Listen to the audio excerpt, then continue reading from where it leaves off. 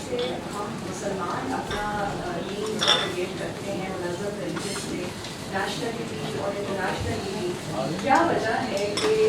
پھر بھی لوگ جو ہیں ہمارے بارے میں ایسی باتیں سوچتے ہیں؟ تو آپ کے خیال میں ہمیں کیریکٹر بلڈنگ سے زیادہ توجہ نہیں دینی چاہیے، کیونکہ اب جس طرح جو فلسطین میں ہو رہا ہے اس کی وجہ سے لوگ زیادہ اسلام کی طرف آ رہے ہیں، کیونکہ وہ دیکھ رہے ہیں کہ کون سے لوگ ہیں جن کا ایمان اتنا اسٹرانگ ہے، تو ان کے ایمان کی اسٹرینتھ کی وجہ سے they are being attracted towards the religion and they are opening Quran and they are reading themselves. اور ہم جب بتاتے رہتے ہیں ان کو ہر طرح سے کہ آپ یہ اس کو سمجھیے، ایسے سمجھیے ویسے، وہ اس طرح نہیں آتے۔ تو ہم بھی اپنے اندر جب تبدیلی لے کر آئیں گے اور اپنے اسوہ حسنہ کے اوپر عمل کریں گے، اپنی کیریکٹر بلڈنگ کریں گے، تو تبھی وہ امپریس ہو کے اس طرف آئیں گے۔ جی بالکل ایسے ہی ہے۔ اس میں اگر ہم دیکھیں گے سورہ فرقان آیت نمبر 30